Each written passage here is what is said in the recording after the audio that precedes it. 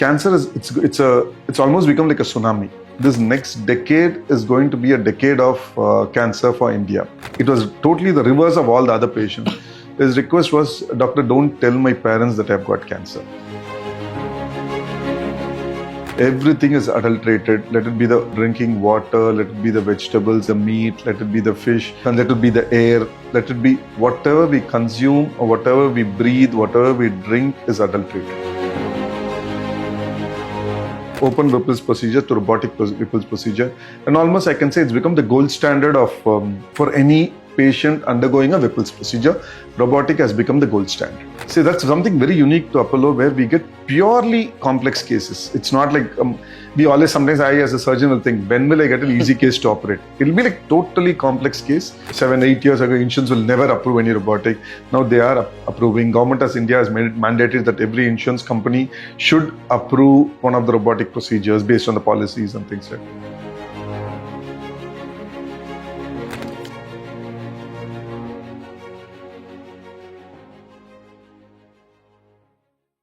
Greetings of the day, the New Indian Express audience. Today we are joined by Dr. Venkat, Senior Consultant, a Surgical Oncology at Apollo Cancer Center, Chennai. He has immense experience with the complex surgeries and a patient-oriented care, which had forefronted Dr. Venkat in the advanced surgical oncology. And we are honored to have him with us. Welcome, Doctor. Thank you, Sundar. Dr. Venkat, what inspired you to choose the specialization in surgical oncology, and has the field evolved ever since you started the practice? I started when I was doing my post-graduation in general surgery. That's the time when I started I always wanted to do something different, and I was very interested in oncology. Say in general surgery, there are a lot of specialties, but somehow from those days I was inspired towards oncology. Mm-hmm. I always wanted to do something which is a little different from others. Mm-hmm. See, when I started this, I'm talking about somewhere around 98, 97, 99, those times. And then 2000, when I had finished general surgery, so that's the time I thought I'll just take up oncology. The main thing was, it's a different kind of a story. When I used to travel from here to my college, every day I used to make a stop on the traffic signal near opposite Cardiac Cancer Institute. It was a default stop. Yeah. See, every day I used to see the patients walking up and down. I used to find that a little challenging for them.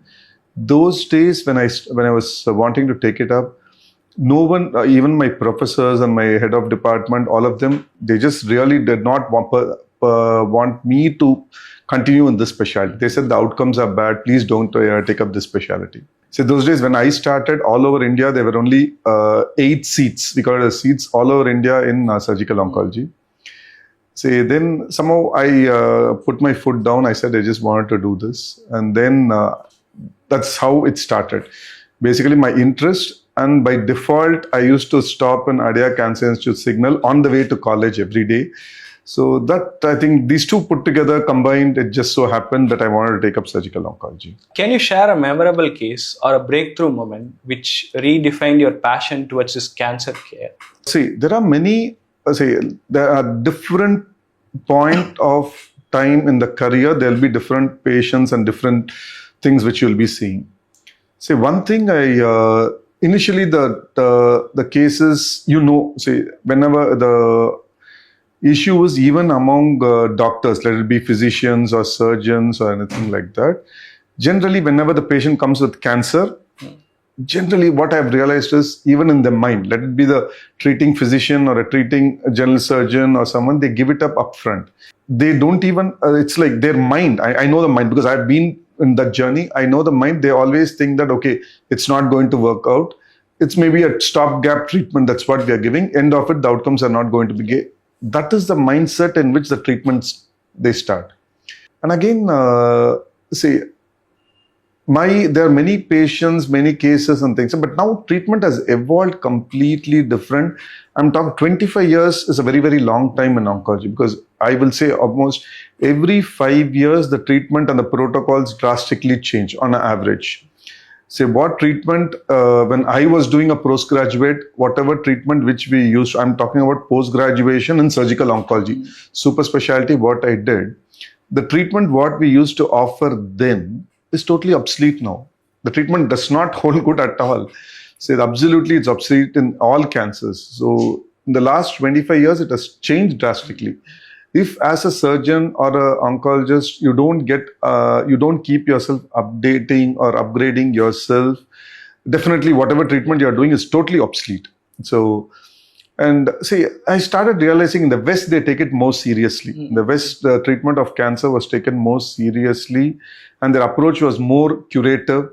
But here it was more of, say, okay, let us try. It's up to a patient's luck if it works and things. So that was, I'm talking about when I was a post-graduation in general surgery. Then when I entered into oncology, the things changed and then my outlook changed and then the treatments keeps changing. And every 5 years, if you see in the medicine, I can say the maximum research, the maximum trials, the maximum changes which has happened is only in oncology. Now, let it be in the medical side, the surgical side or the radiation side, it's only oncology. So I think memorable cases as such, at every point of time in your career, you will see different types of cases which stand out. There'll be a patient, say, there is something called advanced pancreatic cancer. Advanced pancreatic cancer, genuinely he presented with a bad jaundice and he was in a bad shape, biopsy proven, scans proven. I genuinely thought he is not going to make it because scans show that there's involvement of major vessels. Jaundice is there, you cannot give a chemotherapy, and chemotherapy response in this kind of pancreatic cancer is not so great. But I was surprised to see something. After 4-5 months, he again walked into my OPD, the jaundice had gone. So even today, I don't have an answer to it. Maybe I can just put it as a condition called spontaneous tumor regression. I don't have an answer. Again, there are different set of patients where they fight it out.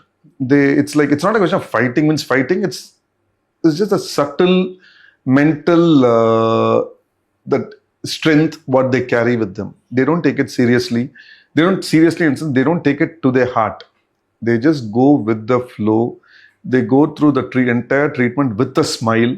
And there have been young children which I've seen. There's a young boy who had done a major surgery some 20 years ago. His only request was, he was like 19, I remember very well.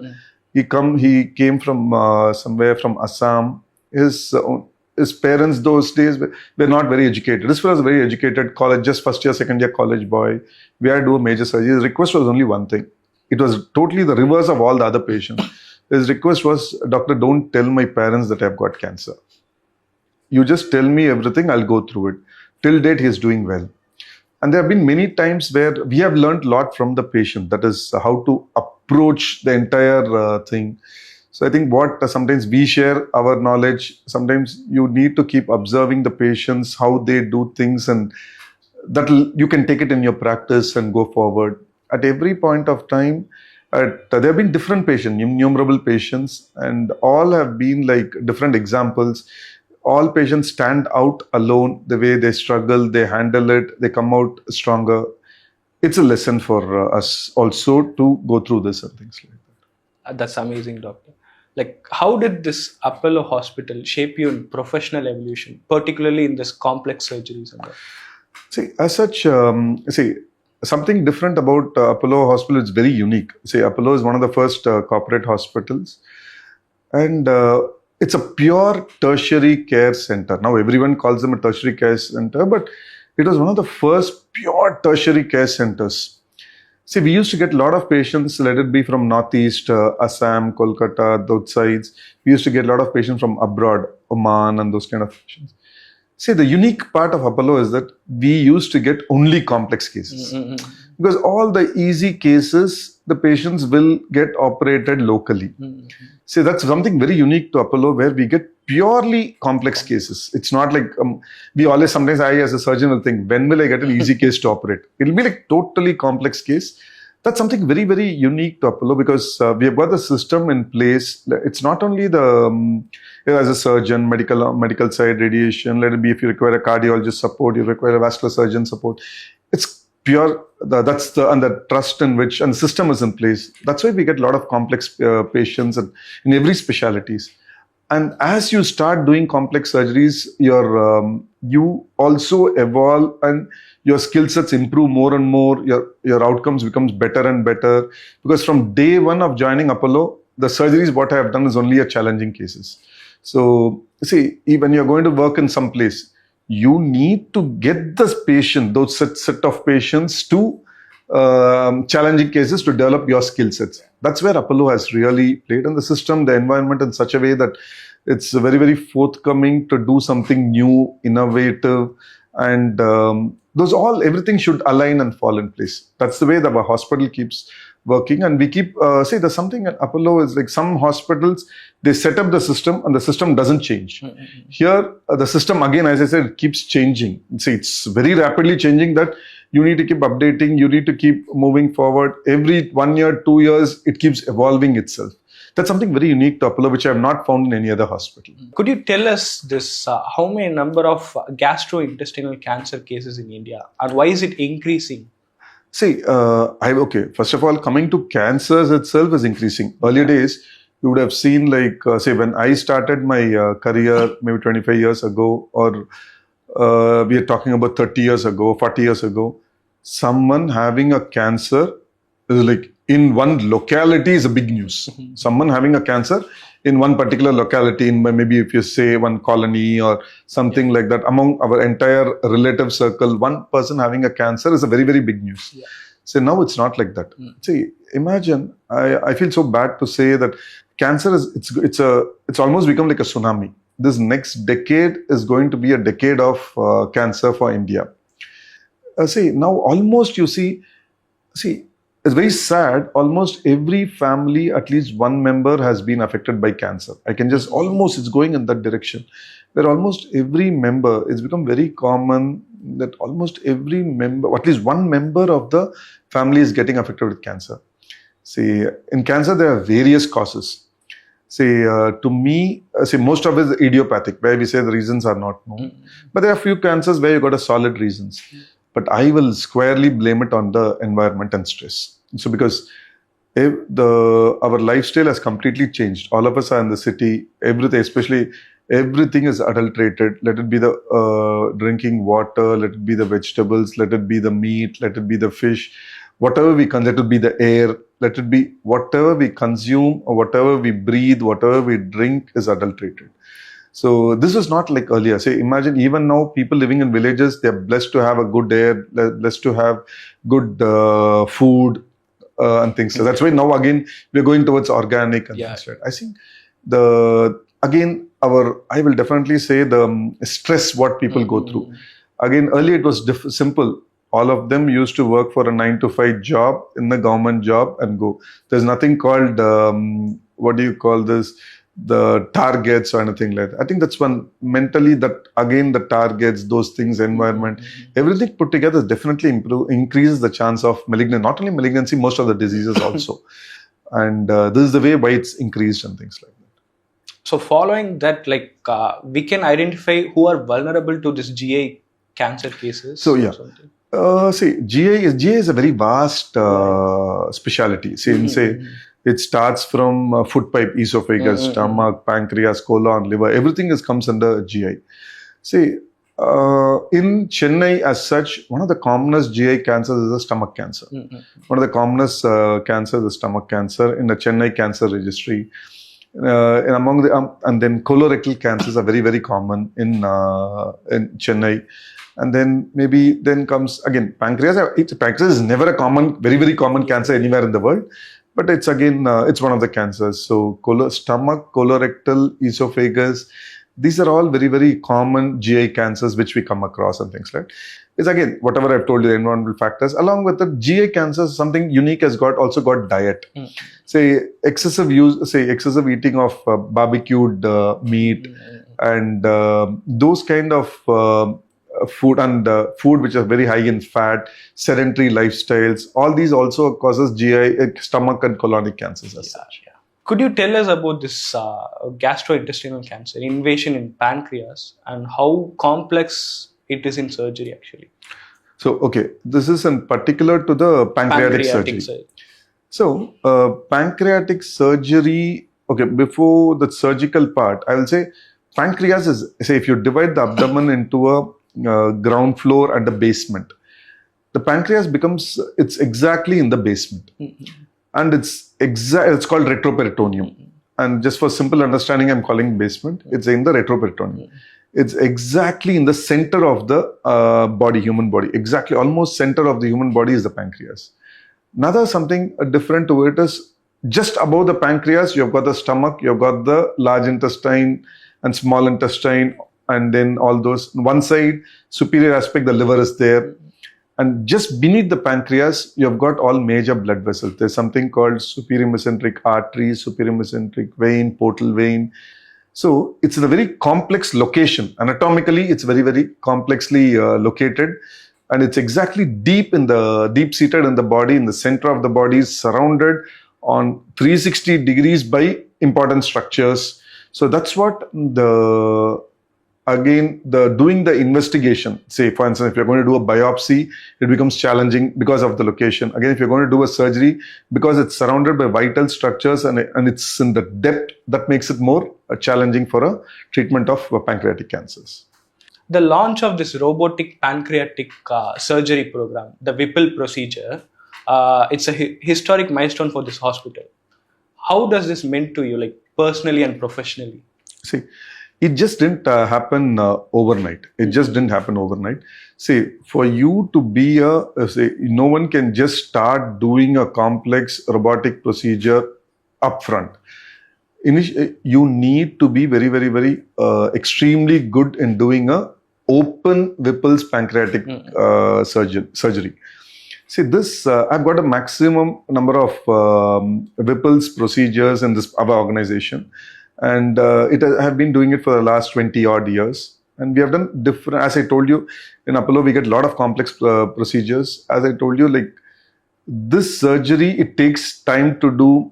You need to keep doing it on a regular basis so that your skills improve, your outcomes improve, and you need to be very patient. You cannot approach this surgery like some other, for instance, a colorectal surgery, because the precision required even for open surgery for Whipples is something different. The preoperative preparation is different. Everything is different. So, first of all, this entire thing, it's one of the byproduct is only this one. But again, this is a long-standing. You need to first be an extremely good surgeon who can consistently give good outcomes. Touch wood, by God's grace, we have done innumerable Whipple's procedures. We have got extremely good outcomes and things. That's when, again, a newer technology we wanted to combine the newer technology and proceed with the Whipple's. So again, this program of robotic Whipple's procedure. So Whipple's procedure can be done for a pancreatic cancer.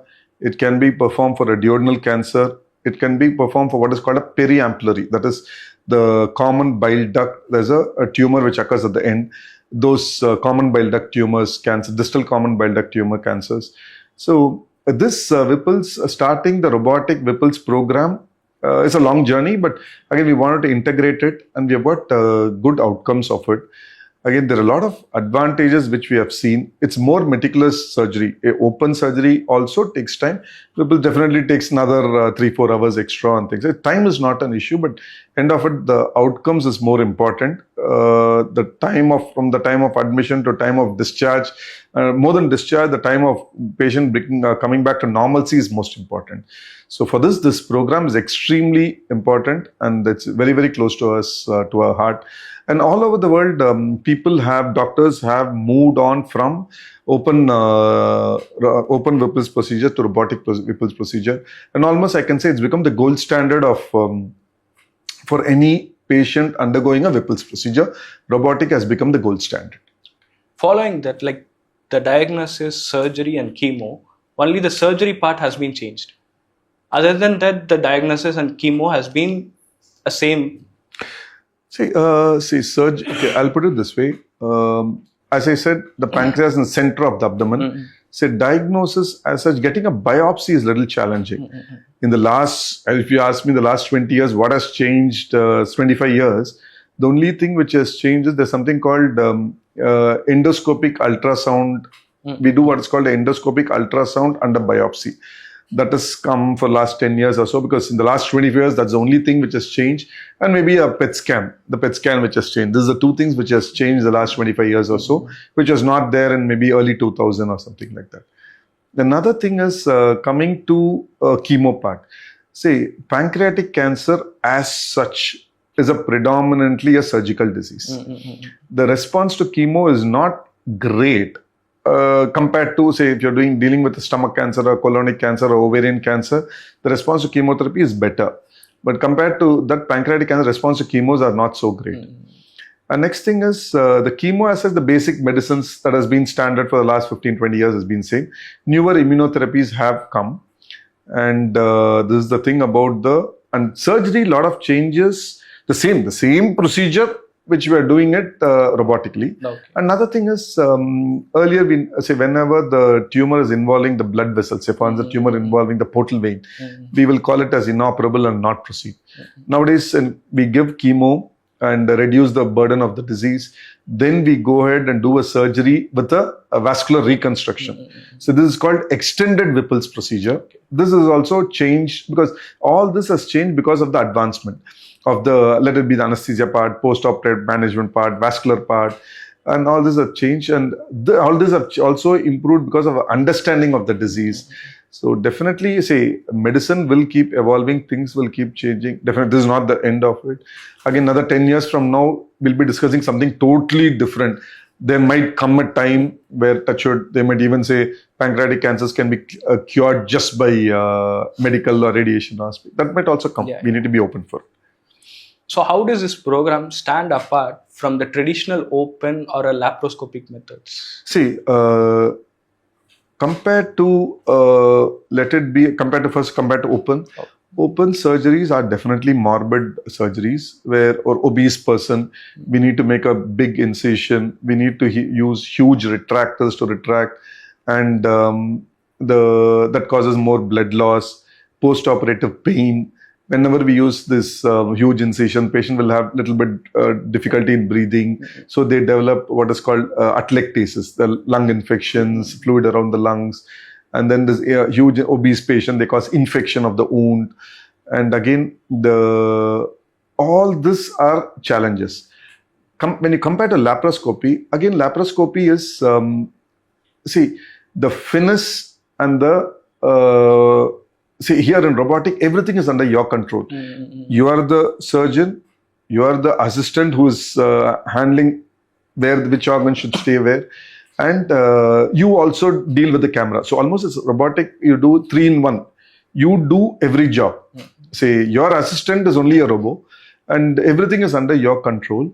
This makes it more fine. And again, we do what is called a intracorporeal anastomosis. Whenever you do Whipple surgery, after removing the tumor, we join the pancreas with the small intestine and the bile duct and stomach and all that.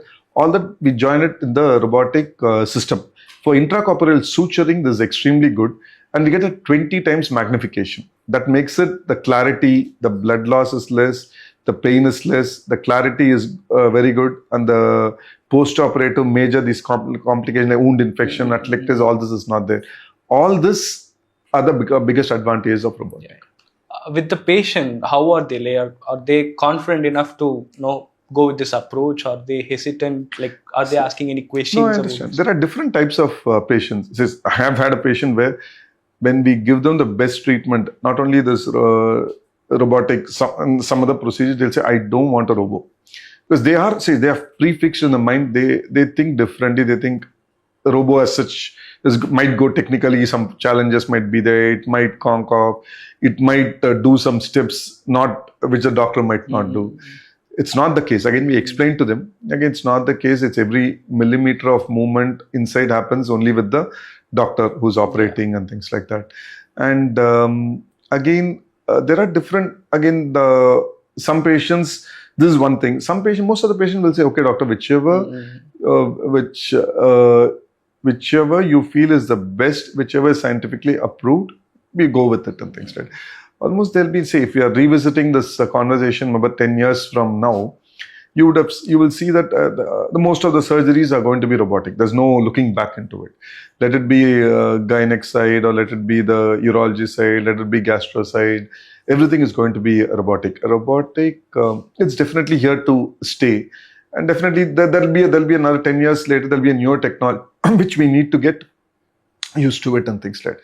I think robotic has got a lot of advantages, and patients' acceptance are high. One of the challenges, which there'll be a challenge with the insurance. So many challenges are there.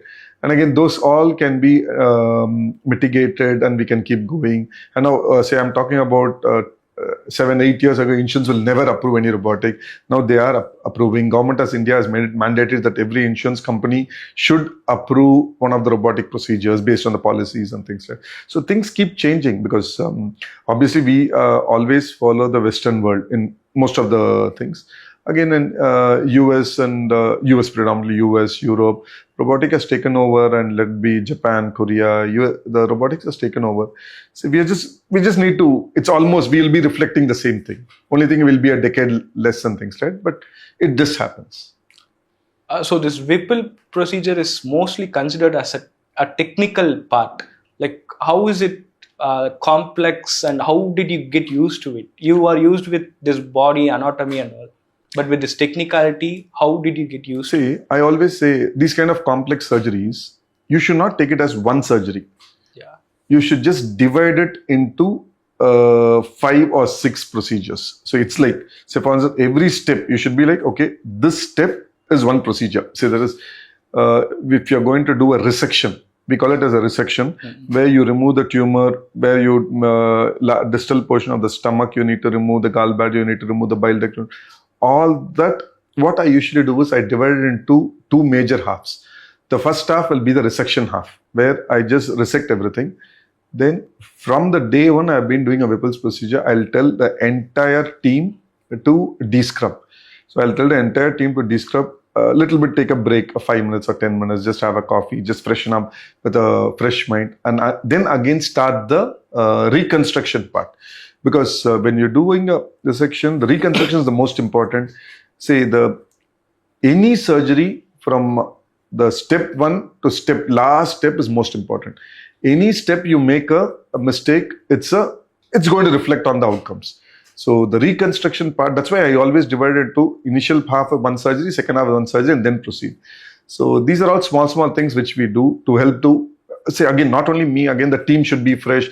You'll have a new set of hands, new set of mind, and then to go forward and things like that. Could you describe a case that stood, like, especially the complex cases that had great recovery and a great stood with the patient actually with this robotic surgery? Say, okay, I'll put maybe a couple of months back, we operated on an 86-year-old gentleman. For a pancreatic cancer with this robotic program. In this program we had operated. Next thing is, we have had something very unique. One of the patients had undergone she had donated her kidney to the husband. So again, she had donated her kidney to the husband, and that, say, on right side kidney to the husband. So pancreas is a little bit on the right side. So again, doing a surgery for her was also a little challenge. It's very unique. So no one gets that. It's like exposure to do that most of the time. It's once in a lifetime. I don't even think we'll get it again. Another thing is, I have operated on a patient where it's called malrotation. Say, usually what happens, all the small intestines are on the predominantly on the right side, and predominantly on the left side, and large intestine which on the right side. See, here what happens, it's a reverse. Say most of the small intestines were on the right side and then going. So it's called malrotation. That's one unique. So elderly patient, post-transplant patient, post-malrotation patient, all this we have seen. So do you and the Apollo Cancer Center have a future plan on setting up a training hub who want to specialize in Whipple procedure with this robotic pancreatic surgery? Yeah, definitely. See, we are working on, already we have got students who get trained by us, who are doing surgical oncology, who get trained by us. We are also wanting to have a fellowship program, especially for robotic. It's on the pipeline. And definitely we have got this, not only for Whipples, for all the other robotic procedures also, we have got a fellowship program. And this all, a day one a hospital starts a robot cannot have a fellowship. you need to keep consistently doing. Your entire team should master it. Only then you can the exchange the knowledge to other juniors and things like that. This we have got. We believe in the concept of giving a good treatment and also teaching the junior colleagues, and that's why our center is extremely good in surgical oncology, and people from all over India will want to come and work with us and study with us. We are blessed to have this organization. Like, what message would you give to the aspiring young oncology surgical professionals? Say, first thing is be passionate about your work. Say, only if you're going to be passionate, see, if you take it as a burden, you can never do it. If you're looking at the money aspect, don't even think that is a profession. If you're very, very passionate about it, and if you're ready to sacrifice many things, it should be only your work and your family, nothing else. If you're ready to sacrifice everything, I think that's the way to go forward, because you cannot be half here, you cannot be a half businessman, half doctor, you cannot say I will not come on a Sunday, I'll not spend. You can never be work from 9 to 5 and give good outcomes. You need to dedicate your life to the entire specialty. That can come only with passion, and definitely if you have a good passion, the outcomes will be better, and that can be seen. That's why I'll say you need to be passionate, and you should never be time bound, and you should be dedicated. That's all. Thank you. Like, how does this program contribute to this Apollo larger mission to getting global standard to this Indian patients, actually? But definitely, say again, that's why I said Apollo as such. Say we have got all the treatments. Like when it comes to oncology, whatever treatment in the best of the centers or more, we have got it in our organization or the hospital, especially in Chennai. We have got everything. And thanks to the management who has made it extremely been supportive, because generally any organization without the top support, it cannot be done. It's not an individual thing. It's a system which you need to have a lot of support from the management side, which has been very open. They want to get the best out of everything. So that's what we keep doing. And I think we get a lot of international patients coming for this kind of complex procedures and things like that. And we are very, very happy to treat patients and give good outcomes. Thank you for your insights, doctor, and the follow-up, the procedures, the complexities, and it was very well interviewed. Sure. Thank you so much. Thanks for your time.